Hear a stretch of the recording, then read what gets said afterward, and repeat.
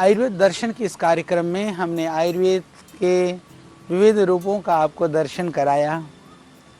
यह एक ऐसी अनुभूति थी, इस आयुर्वेद के संपूर्ण विज्ञान को सरल भाषा में जो सबके लिए ग्राह्य हो, आप सबके लिए उपादेय हो, इस तरह से पहुंचाने का जो प्रयास हमने किया। तो हम चर्चा कर रहे थे कि योग और आयुर्वेद का जो संबंध है वह अटूट है, उसको अलग करके नहीं देखा जा सकता है, ना समझा जा सकता है। और आपको हमने इससे पहले की जो कड़ी में ये बताने का प्रयास किया कि किस तरह से हमको प्राणायाम करना चाहिए, प्राणायाम कैसे लाभकारी हैं। और साथ में हमने आपको बताया कि कुछ भी करें, हमारे यहाँ तो प्रार्थना पूर्वक करने का विधान है, तो सब कुछ प्रार्थना के साथ ही करें। जरूरी है जब आप भोजन करें, जब आप स्नान करें, आप जब यात्रा के लिए निकलें, मार्ग के लिए निकलें, तो हमको हमेशा परमात्मा को स्मरण करते हुए, प्रार्थना करते हुए, प्रार्थना से दो लाभ होता है। एक लाभ तो ये होता है कि हम प्रभु को स्मरण करते हैं तो हमको कोई चीज़ हम कोई गलत कार्य की ओर प्रवृत्त नहीं होंगे। और परमात्मा को स्मरण करने के लिए जब हम थोड़ी प्रार्थना करते हैं उस समय पर मन शांत होता है। तो यात्रा आदि पर जब हम निकल रहे होते हैं या कोई कार्य कर रहे होते हैं तो उस समय पर यदि हमारा मन विचलित होता है या बेमन से हम कर रहे होते हैं, या मन जो है कई बार एक विचित्र स्थिति में होता है, जो अवसाद की स्थिति में होता है, अबनॉर्मल स्थिति में होता है, वो नॉर्मल आ जाता है। इसीलिए ध्यान रखिएगा, योगासन प्राणायाम करने से पहले भगवान से प्रार्थना जरूर कर लेना। जब आप बैठें, जैसे फिजियोथेरेपी के लिए भी जाते हैं या आप जिम में भी जाते हैं तो वार्म अप करने के लिए, शरीर में थोड़ी उष्णता के लिए वो कूदाई फदाई करवाते हैं, पर उससे पहले प्रार्थना जरूर कर लेना। इस प्रकृति को, इस परमात्मा को जिसने इस सृष्टि और दुनिया बनाई है, उसको अपने शब्दों में धन्यवाद करना, उससे प्रार्थना करना कि प्रभु तू मुझे स्वास्थ्य प्रदान कर, तू मुझे निरोगता दे दे, तू मुझे जीवन में सुख प्रदान कर। इस तरह से प्रार्थनाएं जरूर कर लेना। करने के बाद में जब आप व्यायाम के लिए, आसन के लिए या आप प्राणायाम के लिए तैयार हो जाते हैं तो फिर क्या करना है, इसके लिए मैं आपको बताना चाहता हूं कि जब सारे जो आसन और प्राणायाम का अभ्यास करने के लिए बहुत ज़रूरी है कि उसको बहुत ही विधि पूर्वक करें। और शास्त्रों में लिखा कि विधि सही होनी चाहिए, समय भी सही होना चाहिए और समयबद्ध रूप से करना चाहिए, गति भी सही होनी चाहिए। कई बार हम लोग योगासन प्राणायाम शुरू कर देते हैं, धड़ाधड़ पागलों की तरह से एकदम बेसुध हो जाते हैं, बेचैन हो जाते हैं, इतना हो जाते हैं कि हम लोग सोचते हैं कि एक ही दिन में बस हम अपना मोटापा भी कम कर लें, बीमारियां भी ठीक कर लें, फिर अगले दिन में शरीर दर्द करने लगता है तो फिर थक हार करके फिर छूट जाता है। यानी एक दिन व्यायाम करें, एक दिन प्राणायाम करें, 5 दिन की छुट्टी करें तो फिर आपको कोई लाभ होगा नहीं।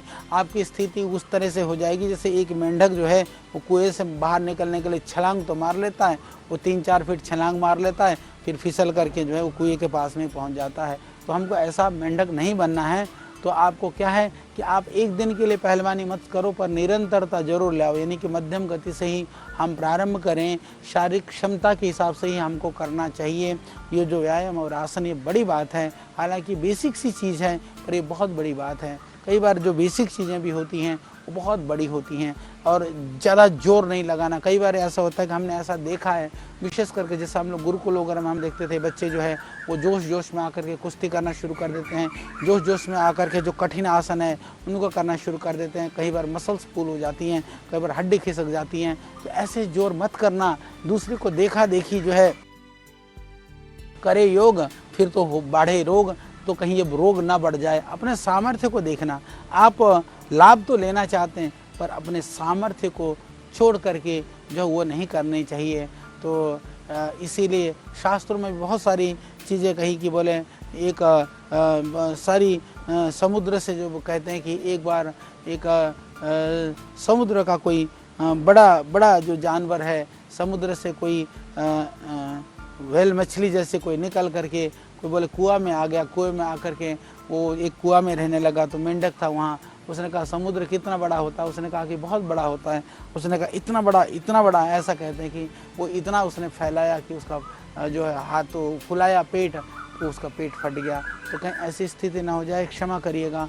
हमको बहुत ज़रूरी है कि ये बहुत बड़ी गलती हम अधिकांशतः लोग जानते हुए भी गलती करते हैं कि योग अभ्यास के जो क्रम में व्यायाम आसन को आप पहले करें, बाद में करें, कितना करें। तो इसको योग अभ्यास के क्रम में व्यायाम और आसन को पहले भी कर सकते हैं, बाद में भी कर सकते हैं। और सर्दी के समय पर व्यायाम आसन को आप पहले कर सकते हैं, प्राणायाम को बाद में कर सकते हैं। गर्मी में उल्टा कर सकते हैं, प्राणायाम पहले कर लीजिए, बाद में व्यायाम और आसन कर लीजिए। बस मेरा निवेदन इतनी ही है कि प्राणायाम करने के बाद में व्यायाम आप तुरंत कर सकते हैं, परंतु व्यायाम करने के बाद में प्राणायाम तुरंत मत कर लेना। व्यायाम करने के बाद में आपकी जो श्वसन की जो स्थिति है, श्वास जो चढ़ा हुआ श्वास है, सामान्य हो जाए तभी करना। ये बहुत विशेष ज़रूरी बात है, क्योंकि बहुत सारे लोग यही पूछते रहते हैं, पहले व्यायाम करें या पहले प्राणायाम करें, पहले आसन करें या पहले प्राणायाम करें। मेरा इतना ही कहना है, पहले व्यायाम करो चाहे पहले प्राणायाम करो। सर्दी में तो प्राणायाम बाद में करें ज़्यादा अच्छा है, गर्मी में आप प्राणायाम पहले करके व्यायाम करें अच्छा है। फिर भी यह कोई स्ट्रिक्ट नियम नहीं है। नियम तो यह है कि यदि प्राणायाम करने से पहले आपकी जो श्वास की स्थिति है वो एक नॉर्मल स्थिति में होना चाहिए। यानी पहले व्यायाम कर लेते हैं, शरीर का जो श्वास है वो चढ़ रहा होता है, शरीर में ज़्यादा गर्मी बढ़ रही होती है, तो फिर थोड़ा सा आपको रुकना पड़ेगा, रुक करके ही आपको प्राणायाम करना होगा। ये ज़रूरी बात है, क्योंकि हम स्वास्थ्य की बात कर रहे हैं, हम आयुर्वेद की बात कर रहे हैं, तो हम थोड़ी सी योग की भी बात आपको समझा रहे हैं। हमने थोड़ा प्राणायाम के लिए कल आपको बताया, अभी मैं आपको बात कर रहा हूँ कि आसन से पहले हमको क्या करना है। और योगासन और प्राणायाम करने के लिए भी ज़रूरी है कि स्वच्छ वायु हो, हवादार स्थान हो। ये ध्यान रख लेना, एसी में बंद कमरे में कभी भी योगासन प्राणायाम मत करना। खिड़की खोल देना, बाहर जगह नहीं, कमरे में भी करना पड़े तो कम से कम हवा को अंदर आने दीजिए। और आप कहेंगे कि बाहर तो बहुत पॉल्यूशन है, बहुत ज़्यादा यहाँ पर प्रदूषण है, हम क्या करें? तो मेरा निवेदन है, थोड़ा सा हवन करने की आदत डाल लीजिए। थोड़े से गूगल वगैरह डाल करके, खुशबूदार जड़ी बूटियों को डाल करके सुबह थोड़ा सा हवन कर लीजिए। उससे कम से कम अपने कमरे की वायु को आप शुद्ध कर पाएंगे, जहाँ रहते हैं आप उसको ठीक कर पाएंगे। वायु को थोड़ा शुद्ध करिए, शुद्ध कर करके उस वायु को प्राणायाम योगासन के द्वारा उसका लाभ आप उठा सकते हैं। इसलिए योगासन और प्राणायाम करने के लिए शुद्ध वायु भी चाहिए, हवादार स्थान भी चाहिए। और आप सर्दी का मौसम है, बहुत ज़्यादा ठंड है, तो उस समय खिड़की थोड़ी कम खोल लेना, कि ये भी नहीं कि एकदम ठंड में आप लगेंगे तो कई बार सर्दी लग सकती है। ध्यान रख लेना, तापमान पर जो है अपना थोड़ा सा सही हो, पर ऐसा भी नहीं आजकल हॉट योगा के नाम पर जो है खतरनाक रूप से टेम्परेचर बहुत गर्मी करके कराने की जो विधाएं हैं, ये कोई हॉट योगा भी नहीं है, या हठ योगा भी नहीं है, उठपटांग योग हैं, उनसे भी आजकल बचिए। आजकल तो हमने यहाँ तक सुना कि लोग जो है नंगे होकर के आसन करते हैं, नंगे होकर के योग करते हैं, कोई बियर पी करके योग करता है, कोई बोतलों के साथ योग करता है। तो क्षमा करिएगा, ये योग नहीं है, ये तो और कुछ है। वो क्या है वो आप जानिए। योग करते समय, साधना करते समय आपको सात्विकता भी चाहिए, आपको थोड़ी सी अभिरुचि भी चाहिए, श्रद्धा भी चाहिए, भावना भी चाहिए। यानी हम योग की विधाओं को और क्रियाओं को कर रहे हैं, यानी कि हम कहते हैं हम तो पिताजी के प्रति बहुत श्रद्धा करते हैं, पर यदि बाप को बुलाते समय हम कहते हैं इधर आ, तो फिर वो पिता के प्रति श्रद्धा नहीं होती है। इसी तरह से हम कहते हैं हम योग की ऋषियों की विधाओं का हम जीवन में उतारना चाहते हैं, तो ऋषियों के प्रति सम्मान सत्कार किए बिना उन विधाओं का पूरा लाभ हमें कभी नहीं ले सकते हैं। तो उनके प्रति सत्कार और सम्मान यह है कि जिन ऋषियों ने हमको योग दिया, उन ऋषियों ने जो जीवन को जिया है, जो जीवन जीने के लिए विधाओं को बताया है, सिर्फ क्रिया का नाम योग नहीं है, अपितु जीवन का नाम योग है। क्रिया तो उस जीवन को बनाने के लिए, यानी योगासन प्राणायाम करते समय तो आप कितने भी उठपटांग ढंग से कर सकते हो, आप शराब पी करके भी कर सकते हो, मांस खा करके भी कर सकते हो, व्यभिचार दुराचार करके भी कर सकते हो, पर ध्यान रखना ना, पर वो योग नहीं है, फिर वो और कुछ होगा, क्षमा करिएगा। इसीलिए साधना, संयम, सदाचार जरूरी है। उसके बाद किए जाने वाले कर्म को ही हम योग कह सकते हैं, उसके बाद किए जाने वाले कर्म को ही हम ध्यान साधना कर सकते हैं। इसीलिए वहाँ पर आहार, विहार और व्यवहार को बहुत ही समझाया गया है, उसकी बहुत ही महत्ता की गई है, उसकी बहुत ज़्यादा उसकी महत्ता दी गई है। तो सभी व्यायाम और योगासन करने के लिए कि कब करें, सुबह का समय जो खाली पेट है वो बहुत ही सर्वोत्तम माना गया है। प्रयास करिए, सुबह का मौसम उससे भी अच्छा होता है, मन को भाने वाला होता है, तो आप सुबह ही आप करने का अभ्यास करिए। और नहीं तो फिर यदि सुबह नहीं कर पाए तो दोपहर के भोजन के बाद में कम से कम 4 घंटा हो जाए। और यदि आपको व्यायाम आसन करना है तो तो थोड़ा सा पानी पी करके थोड़ा शौच आदि क्रिया से निवृत्त हो जाएं शाम को, तो बहुत ही उत्तम है। उसके बाद आप शौच के बाद में आपको आसन प्राणायाम करने चाहिए। शौच के लिए भी कई लोग पूछते हैं कितनी बार जाना चाहिए। मैं निवेदन करना चाहूँगा कि आदमी जब हम कम से कम दिन में 2 या 3 बार खाते हैं तो हमको 2 बार तो शौच जाना ही चाहिए। सुबह भी जाना चाहिए, शाम को भी जाना चाहिए। शाम को योगासन प्राणायाम करने के लिए जैसे गुरुकुल में हमको पूरा एक अभ्यास डलवा दिया जाता था। हम जैसे 12 बजे भोजन करते थे तो 4 बजे करीबन हमको पानी पी करके शौच जाना होता था। 4:30-5 बजे आकर के फिर हम योगासन, व्यायाम, प्राणायाम, कुश्ती करते थे। इस तरह से अभ्यास कर लेनी चाहिए। और किस स्थिति में, जैसे मैंने कहा कि शरीर के सामर्थ्य के अतिरिक्त तो बिल्कुल भी व्यायाम, प्राणायाम, आसन नहीं करना चाहिए। सामर्थ्य कितना है, यानी जब तक थकान न हो, जब तक शरीर के अंदर में थकान भी तब, यानी आप धीरे धीरे करके जब आप बढ़ाएं, जब थकान होने लगे, जब पसीना आदि गर्मी में निकलना शुरू हो जाए तो हमें थोड़ा सा रुक जाना चाहिए। पर कुछ सावधानियाँ और ऐसी सावधानियाँ हैं जिसको हमें बहुत ध्यान रखने की आवश्यकता है। जैसे जिसको डिस्क की प्रॉब्लम है या स्पाइनल कॉर्ड में यदि कोई परेशानी है, रीढ़ की हड्डी में दर्द है, ऐसी स्थिति में, यानी कि जिनको भी कमर में दर्द है, रीढ़ की हड्डी में दर्द है, सर्वाइकल स्पॉन्डिलोलाइटिस है, उनको आगे झुकने वाले अभ्यास नहीं करना चाहिए। बहुत ज़्यादा ध्यान रख लीजिएगा। ये जो है बहुत सावधानी की ज़रूरत है।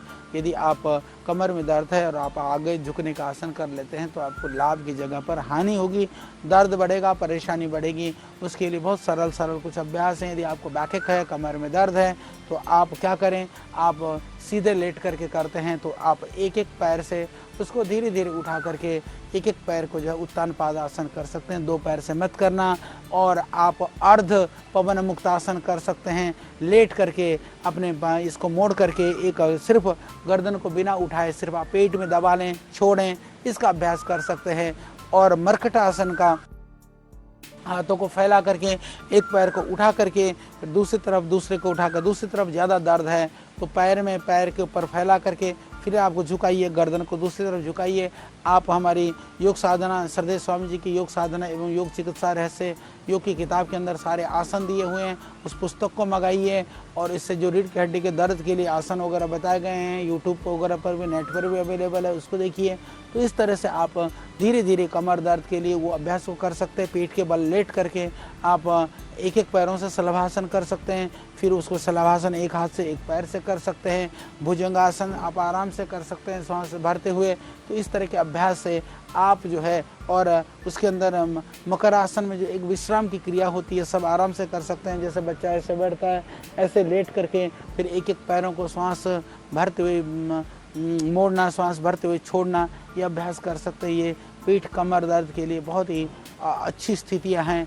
और इसमें आपको आगे झुकने वाला अभ्यास नहीं करना। पीछे के लिए आप, जैसे हमने कहा, आप उष्ट्रासन कर सकते हैं, आप अर्धचंद्रासन कर सकते हैं।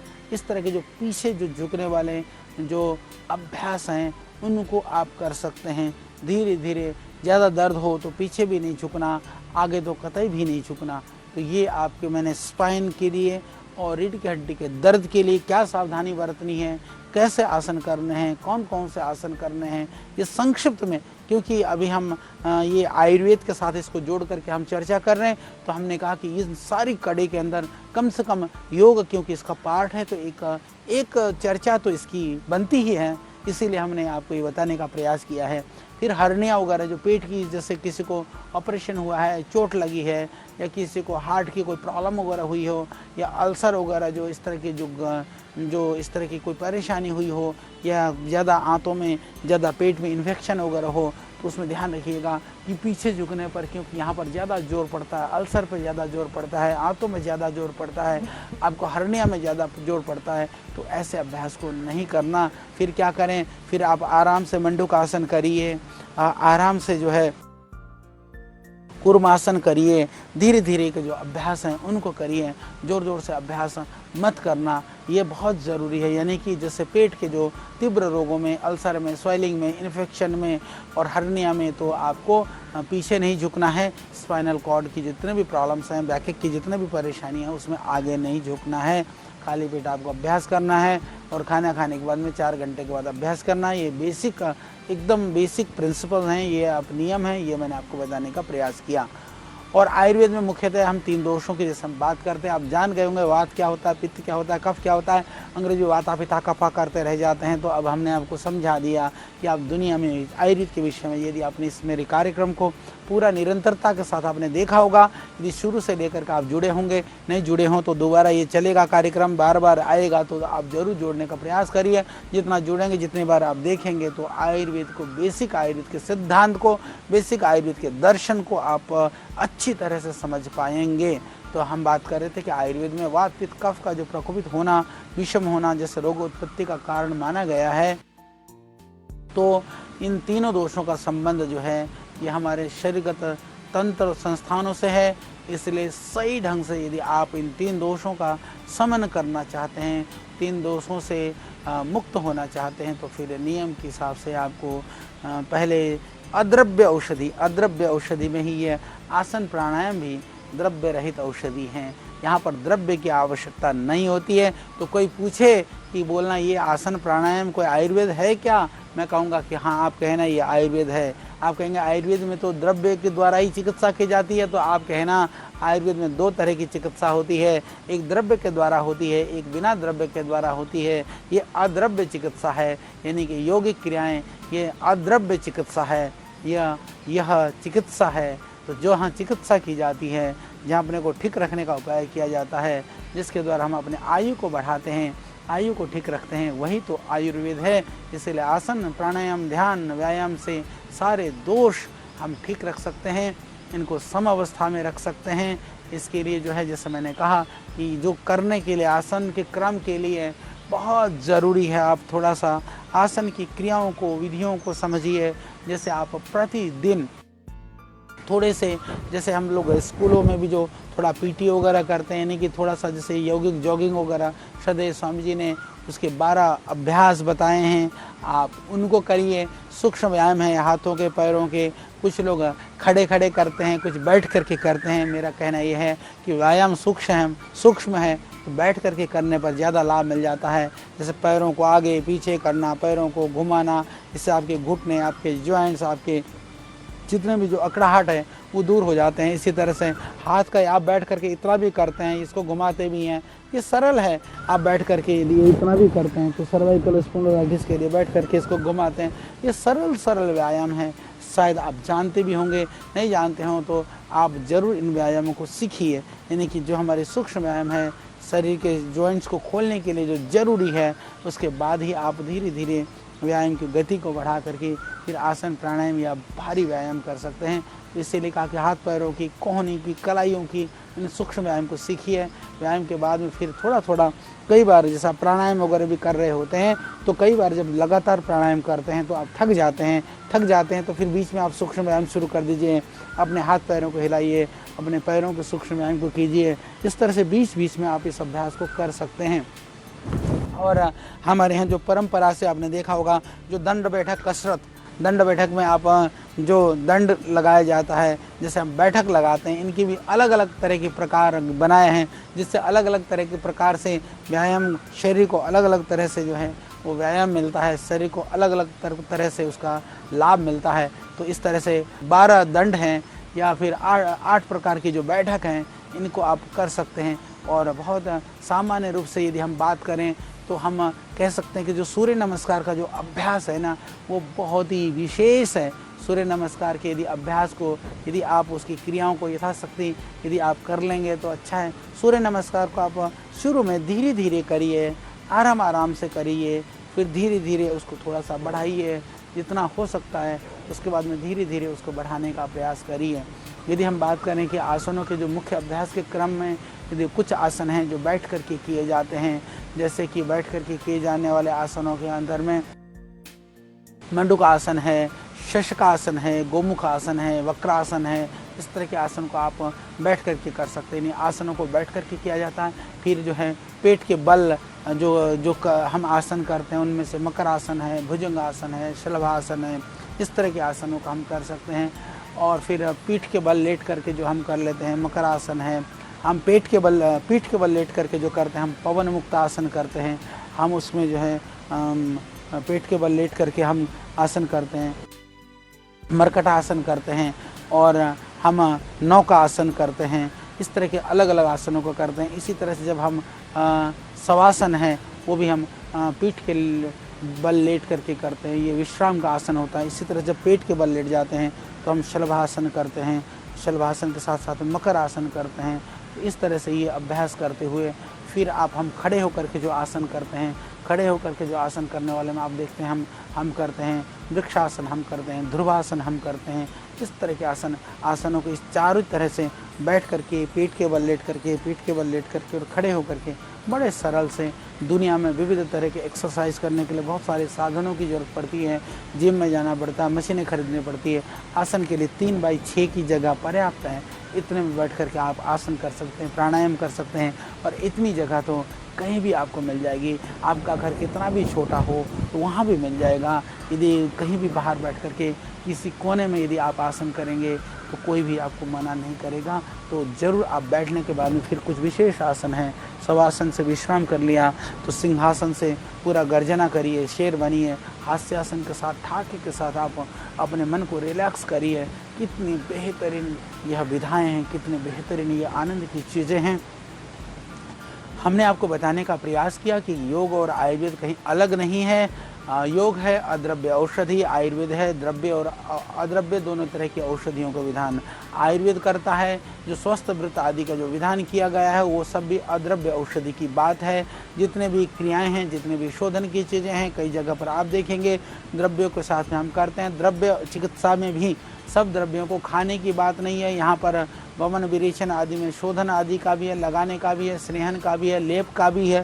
तो ये आपने आयुर्वेद को बहुत अच्छी तरह से जाना और समझा। मुझे लगता है कि हमने ये करीबन ये हमने 90 से ज़्यादा इन कड़ियों में 90 से ज़्यादा इन करीबन यह 40-45 घंटे का ये जो मेरा अथक परिश्रम था, इसके माध्यम से हमने आपको बताने का प्रयास किया कि किस तरह से हम आयुर्वेद के गूढ़ रहस्यों को जान करके आनंद को, परमानंद को, निरोगी स्वास्थ्य को पा सकते हैं। तो इस हमारे प्रयास को आपने देखा, समझा, इसी तरह से आप देखते रहिए। आयुर्वेद के बहुत सारे गूढ़ ज्ञान विज्ञान के साथ में हम हमेशा अभी रहने का प्रयास करेंगे। आपके बीच में नई नई जानकारी के साथ में हम आपके साथ, जब कहते हैं व्यायाम आसन प्राणायाम करें तो आप या तो शांति पाठ करें, शांति पाठ के मंत्र याद न हो तो कम से कम परमात्मा का धन्यवाद करते हुए ओम शांति ही शांति ही शांति जरूर करिए। तो इतना कहते हुए भगवान को धन्यवाद करिए। जिन ऋषियों की कृपा से हमको ये पूरी विधा मिली, उन ऋषियों का धन्यवाद करिए।